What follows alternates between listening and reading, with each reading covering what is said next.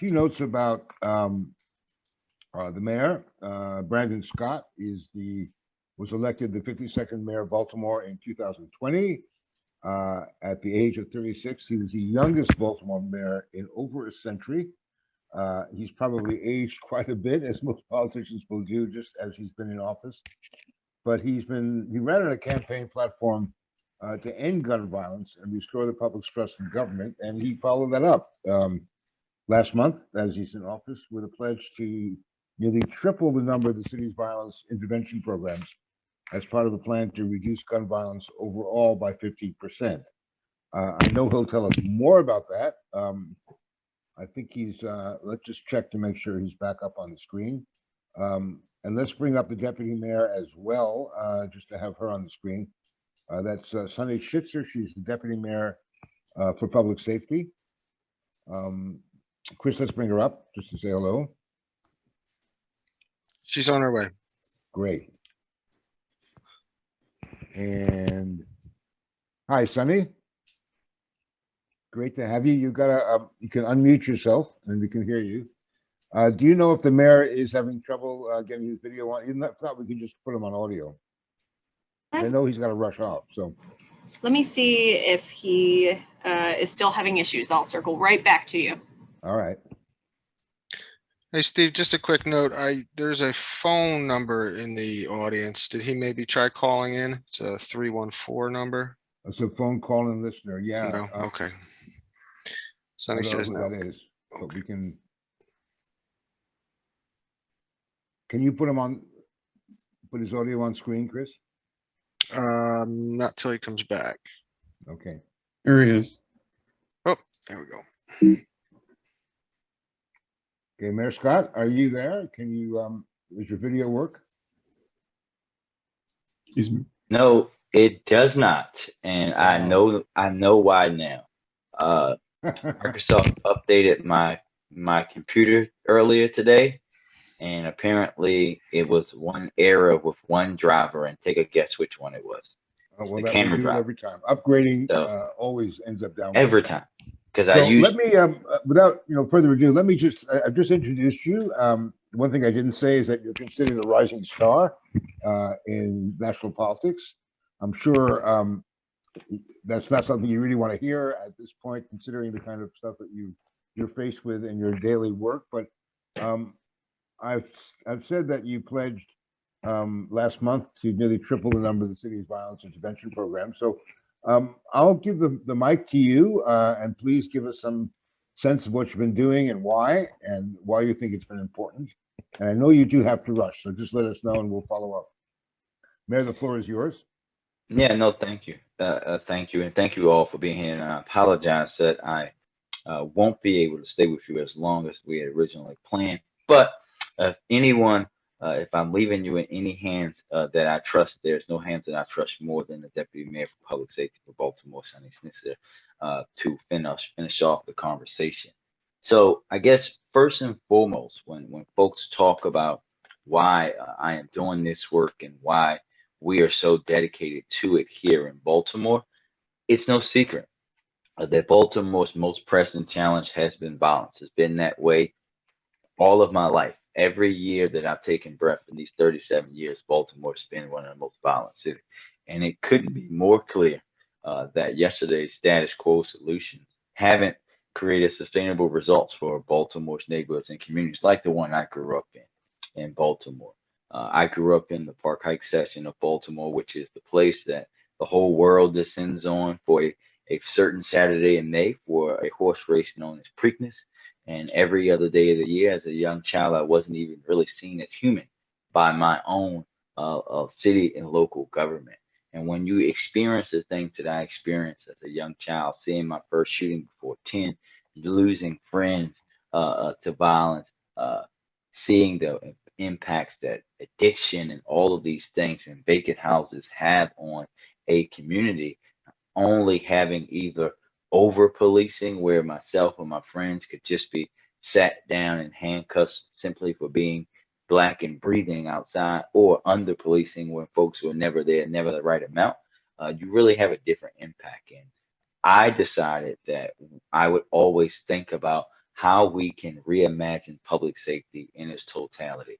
And 3 weeks ago, I released Baltimore's first ever comprehensive violence prevention plan that you can see at mayor.baltimorecity.gov. And it's really about uh, understanding how we have to cure violence for Baltimore.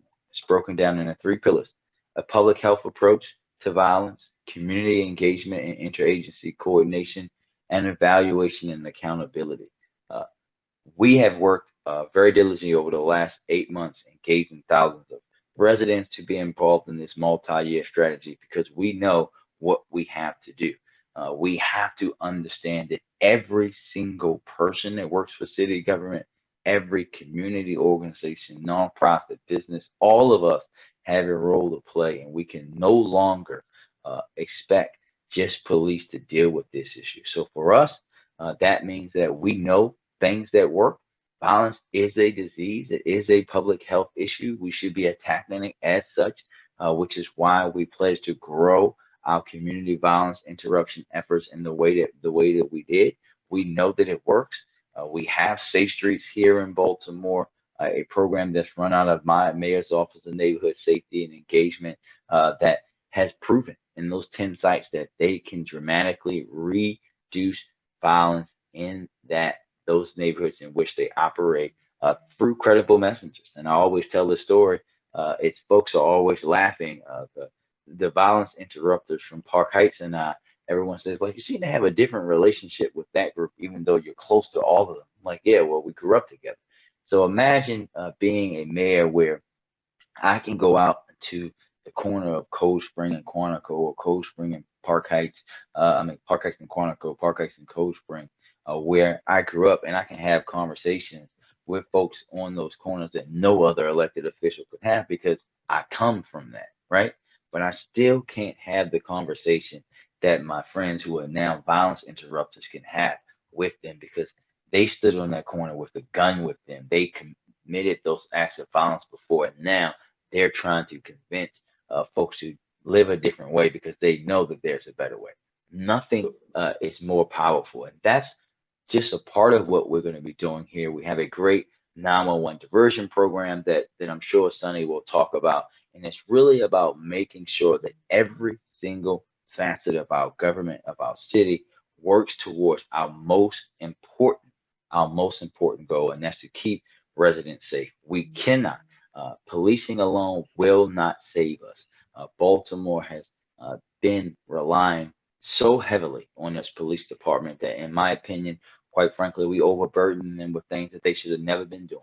We have to allow them to do the things that they should be doing, like dealing with the flow of illegal guns into our city, a city that has over 60% of its weapons come from outside of the city, dealing with looking at, finally, we're going to be working not just in the police department, but with community organizations and implementing a true group violence reduction strategy where we bring those folks in who we know are causing the violence, who we know are most at risk to being murdered on our streets, and offering them a chance to do something different. But if they don't, then we bring the weight of law enforcement down on them. That's how we're going to cure and solve this issue for Baltimore over time. Well, thank you, Mayor. There's a lot to unpack there. I wonder, I know you have to rush off, but I wanted to open it up for any questions that any of the journalists in the audience might have for you before we hand over the mic to Sonny Schnitzer. While we're waiting, I particularly wanted to seize on your point that police aren't enough to save us. But what's left out of that is basically what should be the relationship, or what you hope is the relationship between police and community programs? It's been tense in a lot of other cities. Do you have any particular magic secret that you can impart about how they can work together? No, there is no magic secret. And I think that what we have to understand, especially in Black and brown and poor communities, we have to come to the conversation about improving police community relations or creating police community relations in many places. Understanding the totality history of how police forces were created, understanding what has happened in cities across the country, and acknowledging the things that were done wrong, acknowledging that the failed war on drugs was really a failed war on Black and brown and poor people. And then we actually have to build together. It can't be some cookie cutter thing. I always say to my folks here in Baltimore, what works in my neighborhood won't work in the neighborhood adjacent to me, and it's literally on the other side of the street. We have to be very on the ground. This is why we're doing community policing plans with communities. And this is why I have a community advisory, public safety advisory board where those folks are working in the different districts and neighborhoods across the city to help build that. This is why we have to build up and bring and train from school age up young people who want to be in public safety service so that they come to it with that cultural understanding. And of course, doing things like we're doing here in Baltimore, as the Associate Attorney General said, leading in the nation in police reform through our consent decree and pushing sensible, responsible, much needed reform and training while also building on the other side as well. What's the measure of success in your mind? I mean, how will you know that things are working? Is it just a reduction in actual gun violence, or are there more metrics that we need to look at? Yeah, there'll definitely be more. That is the clear one, right? That's very easy. But it's also when you talk about our work around folks who are reentering, right? We want to see less folks who are reentering into our society, going back. You know, the recidivism rate. We're talking about working with young people and diverting them, getting them the education and the job opportunities that they need. All of those things are measures of success for us.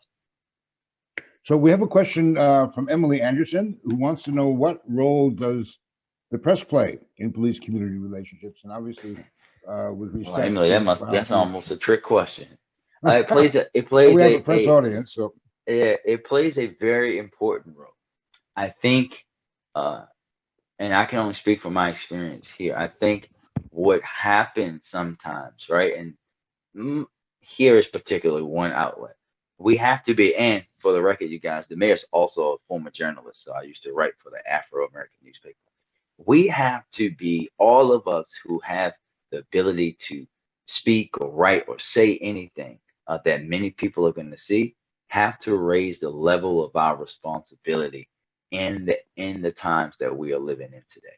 And I think because what you see sometimes is folks, as I tell some reporters from a certain organization here, that they use our children and people's pain as clickbait, and they don't think about the impacts of what's going to happen there.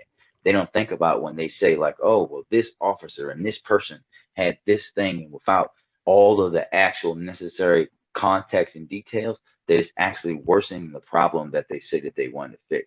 Responsibility and responsible journalism, responsible elected officials, I think people who are doing things the right way is needed now more than ever. Well, one question that comes to mind when we think about the press and coverage of violence is that we're seeing almost universally across the country headlines saying we face a surge in crime, and particularly violent crime. Do you think that overdoes it? I mean, the actual statistics look bad, but the numbers themselves, are really relatively small increases, even in places like Baltimore. I mean, are we reading the situation right? Are there other things we need to talk about? Well, I think that we have to finally in this country have a conversation about everything that's involved in those things, right? Like we have this. I said to a reporter, they asked a question where there was an incident where someone shot some people in Baltimore, literally on view of a police officer. And the reporter's question was like, how will you get more police officers to stop things like this from happening? And I said, is this a real question? She said, yeah. I was like, clearly they don't care if the police are there if they did it right in front of them. It's much deeper than that. And this mindset that we still have across the country, that the answer is that like just march out a whole bunch of police and it's going to solve the issue. No, Right. It's not.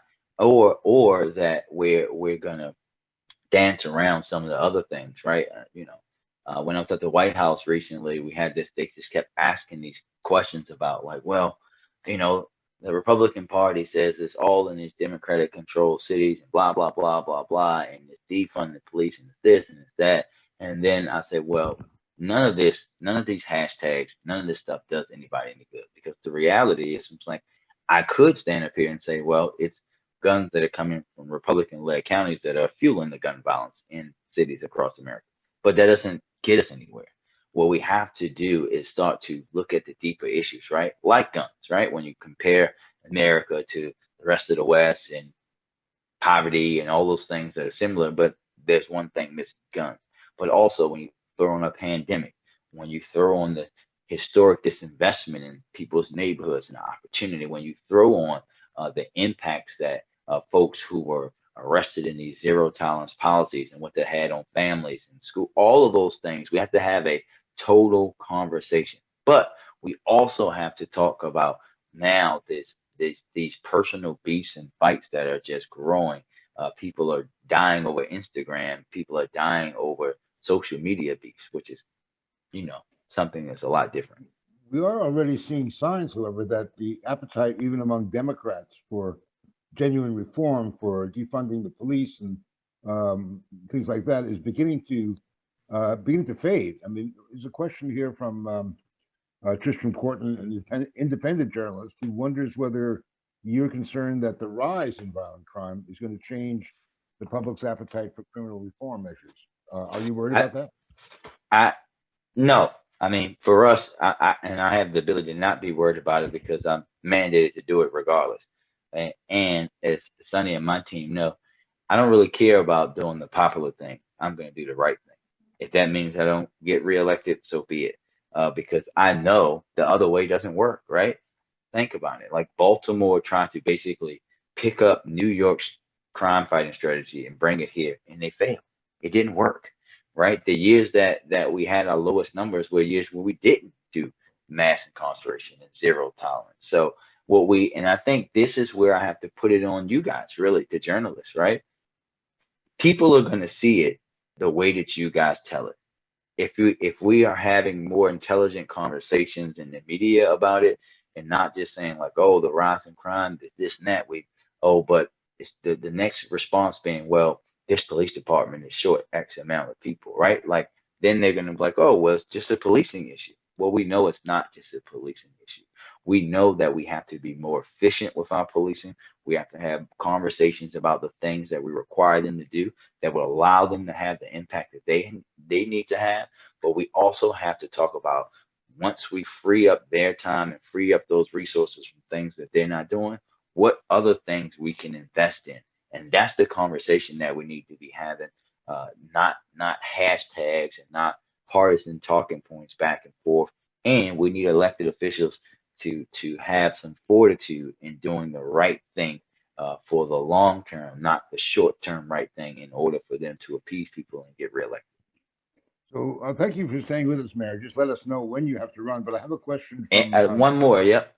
Okay, well, here's the last one from Jay Gilmer, who asked the following. He says, are big city mayors banding together to take steps to call the social media companies to account for the damage their platforms spread, specifically when it comes to violence? Perhaps they could remove more quicker the messages that promote violence. Do you want to take a crack at that? Yeah, Jay, I would just say that kind of conversation has started between some folks, and I would say you'll hear more about it probably in the future. But it is a big thing. And the last thing I'll say to you guys is that I had a young person, a kid at a school, tell me that one of the things that I don't like about the world is the internet. And I was like, well, what do you mean? He says, every time I go onto social media, Instagram or TikTok, they're always trying to, when I go to it, trying to force me to watch videos of fights of people getting shot. And I had to have a conversation with this middle schooler about how, like, one, that means the people that you're around are looking at that, and two, that they believe that's what you want to see because of your demographics and where you live, right? And I think that that's the conversation that we have to have with those folks about forcing these kind of things on young people and others, which perpetuates many of the issues. So, Mayor, I want to thank you for your time. We really appreciate your being here. I just have one favor to ask. If any of the journalists have additional questions, can they post them in our chat, and we can pass them on to you for answering, and we can post the answers on our website. I'm sure Absolutely. Sunny will be able to do it, but if you're okay with that, that'd be great. Absolutely. Okay, thank you, Thank Mayor. you. And Thank you all. We'll move over to Sunny Schnitzer now. So Sunny, just continuing the conversation with the mayor, we're calling the webinar generally, gun violence as a public health issue. It's the second public health crisis that we're facing as a country. How does that work out in Baltimore? I mean, do you see the public health aspects of the problem as a more challenging issue to cope with than the public safety aspects of it, or law and order aspects of it? Sure, that's a great question. I mean, I think so as the mayor mentioned earlier, a few weeks ago, when we released Baltimore's first comprehensive approach to violence prevention, really the first pillar, it's made up of 3 different pillars. The first pillar of that is focused entirely on looking at gun violence and violence in general as a public health issue in Baltimore. And this actually started from I believe it was last fall when the mayor, fall of 2019, when the mayor was then the city council president. He introduced a bill that actually mandated the health department of the city of Baltimore to develop a framework for this. And as the next mayor coming into office, he was the first person to really roll this out. And by that, I think the big thing for us is thinking about this at a population level. So thinking across the terms. So oftentimes kind of the public safety approach, public safety is often, when we think about public safety agencies, so the agencies that report to me, police, fire, EMS, emergency management, those are all reactive. That's way too late to be thinking about gun violence. And it's way too late to be thinking about the violence across the board. We know that trauma starts early in life, and each additional trauma that someone experiences, be it in their neighborhood, in their home, in their school, that's an additional risk factor that they face for future violence against them, physical trauma against them. And so the mayor was very intentional about the first thing we need to do is engage our public health partners. We're extremely fortunate here in Baltimore City. We have some of the best medical and research partners in the world, quite frankly, here in Baltimore, who can help us with that. But really even starting to think down to, like I said, at that population level, thinking about the trauma that a neighborhood experiences. And so it's more daunting in terms of we're thinking through this plan and approaching gun violence as a public health issue. We're thinking of it from a broader lens, but in some ways it's so much more approachable in that if you're able to make an impact in one neighborhood, that can be anywhere from 2,000 to 30,000 residents that you're impacting. So, rather than thinking of it in terms of what's our response to an individual shooting, the mayor's directive has really been, what are we doing to address things from the point a trauma occurs to the point someone's re-entering, and how do we continue that path? We also know that the increase in violence, such as it is, it's usually confined to really discrete neighborhoods. In fact, discrete people. The police know who's doing it. It's not as if they're strangers shooting strangers. How does that factor into your approach, your public health approach? Absolutely. That's a great question. I mean, if I'm being frank, I think sometimes the way that factors in is us having tough conversations with folks who are used to every time they call 911, getting a patrol officer, for example, and trying to have very tough conversations around where and how resources will be divvied up.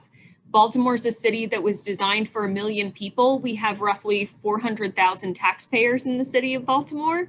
And so we need to be very specific and targeted, and targeted's the wrong word, I should not use that, but really focused on how we're using our resources, be it policing, even things like how we prioritize open service requests, whether it's high grass and weeds and vacant lots, or cleaning requests for neighborhoods that have missed a trash pickup or there's a dirty alley. all of those are environmental factors that contribute to violence. And so we've really had to kind of have some tough conversations with, for example, neighborhoods that are used to, when they call 311, they get their trash picked up in an hour, and say, really approaching this from a public health approach. And, the mayor's also passed, I think it was the first law in the country, local law in the country, requiring each city agency to take an equity approach to their work. And so that's really been, sometimes the conversations are a little tough, but it's really helped us reshape and reform our work. And in general, we've found people to be very receptive to that. So really, we're talking about public health. We're really talking about community health as well. That's sort of a different sort of wrinkle on it. How does that work in Baltimore? I mean, what have you been doing specifically in Baltimore neighborhoods to assure community health? And so much of it, from what you're saying, is sociological or economically based. And that requires totally different programs, which would, on the surface, have nothing to do with violence or guns at all. Yeah, absolutely. So, we're in the process right now of kind of finalizing, and pardon my kind of wonky phrasing for it, but we're all wonks here. It's okay. Perfect. It's a good audience for it. But essentially a matrix model for thinking about, again, kind of population level outcomes. So really, prioritizing youth, creating equitable and thriving neighborhoods. And so what we're doing currently is going through with every single agency. So while I work, with the police department every day, they also need to be working with our Office of Equitable Neighborhood Development to make sure that we're aligning our priorities. So that's happening at the planning level. In terms of what that looks like on the day-to-day basis, that can be everything from, we pull once every few days a report of every open service request that's happened within 500 feet of a shooting. And we say, we need to wrap our arms around a community. Ideally, we should be doing it before the trauma occurs, and we're hoping to get there. But at the very least, we need to be responsive in the wake of a trauma to show that we're providing those supports. And like I said, that's not just where are the police. It's, do we have open requests from the health department? Do we have open code inspection violations? Things like that. So really trying to think of this as an all hands on deck approach. So we have time for about 2 more questions, but here's a good follow-up from Andy Grimm of the Chicago Sun-Times, who really wants to know what the city is now spending on these non-policing approaches, such as interrupters, outreach programs, the non-police response to emergency calls. And if you can, give us a sense of what the police budget is and whether funding for the Baltimore Police Department has been substantially reduced to free funds for these programs. So that's a question that goes right to the heart of the issue, whether talking about defunding or not, or where things stand now. So if you can, if you have more facts and figures, please send it to us, and we'll post them to our journalists later. But give us your response. Sure, I'd be happy to. I will probably get the numbers slightly off here, so bear with me. So the Baltimore Police Department, their budget as of this fiscal year, I think it's around $552 million. It is our by far the agency in the city that receives the most taxpayer dollars. Has that gone up or down? So it went up this year. So the drivers of that increase were things like workers' comp, pension changes. They were all kind of those mandatory or non-discretionary costs that went up. One thing that the mayor was very clear about in both, in his time in city council and in his time in the 8 months he's been mayor, is that we are going to be looking at how we reallocate some of BPD's budget, but we're not going to do it like this. We're not going to pick a number out of thin air. And so he's actually starting this task force will be starting actually this fall. He's starting a budget task force that's going to create kind of a tiered approach that's going to look at moving funding over the mayor's first term away from the BPD or from certain functions in the BPD and into some of these things like 911 diversion. So, we are extremely fortunate, and I think most cities in America are in this position now, for the first time of it. You know, I mean, this is a once in a lifetime opportunity with things like ARPA funding, where you can kind of have it both ways, right? It's not an either or. You can fund community investments, you can fund community-based organizations, and not just at a bare minimum, you can expand those, while at the same time having the conversation about responsibly reducing those budgets. So considering the signs of the backlash I mentioned earlier, what's been the response so far? This is a question from Bethany Bruner. Has the police department said, you know, we're on side with this? Are they embracing it? Are they fighting it? Yeah, that's another really good question. So the police department has actually gone through some pretty substantial changes. In just the past fiscal year, they reduced their overtime spending by $18 million. And that was through really tightly bound reforms. They check every 2 weeks what their spending looks like, how that allots to performance. And so I'd say it aligns very nicely with the police commissioner and the reforms he's put in place. I think where the challenge comes in for us, and the mayor mentioned this earlier, is that we do have this court mandated consent decree. And something that, you know, Right. talk about police reform, we don't talk about very often, is that it's expensive. It's very expensive to be a part of one of these. So while we are looking to move our resources, we also have a court mandate that says you have to staff up, you have to upgrade your technology, you have to get body cameras, and those things cost money. Okay, so I neglected to mention that Bethany is from the Columbus Dispatch. We have time for a last question from Elizabeth Joseph from CNN, who mentions the fact that you said that the city looks at all service calls made to the city within a certain radius of every shooting. So how long has that been going on? And what does the data that you have accumulated so far from that program show you? Has it been worth doing? Has it been on target? Yeah, sure. That's so we have been doing this for pretty close to, I actually want to say our first report may have come out maybe in the mayor's first week. It was a pretty early mandate from the mayor that we start looking at this. We've tweaked it over time, so kind of the before after data is not as clear. What I would say very candidly to this group that we're finding is that when we review that biweekly in our clean stat meetings with all of our agencies, we see our performance improve substantially. If we go a couple of weeks without talking about it, we see our response time reduce. So what it's shown us is that that accountability is absolutely crucial until it becomes the practice. We're so used to the first person who puts a call into 311 or the first person who calls to complain, that's where we send the resource, that we're really trying to train that behavior out of our agencies. And we're getting, I would say, anecdotally very positive feedback in the community about kind of doing this, looking at this as a stabilization factor for a neighborhood that's experienced trauma, as opposed to just responding in a one-off way. Okay, Sonny, I want to thank you for stepping in on short notice. This has been really helpful. If anybody else has questions they'd like to pose to either Sonny or the mayor, just put them in chat or send us an email and we'll pass them on. But again, Sonny, thank you so much and good luck to you. Have a great rest of the day. Thank you all so much. Appreciate the opportunity to talk with you. Take care. Okay, so we're going to take a quick 5-minute break before we move on to our next session. And we'll get into, I hope, the nitty gritty of what gun violence is about, like who's shooting and who's shooting where. I think that's one of the key questions we'd like to answer, or at least to grapple with. So come back to us in about 5 minutes and we'll be on again. Thank you all.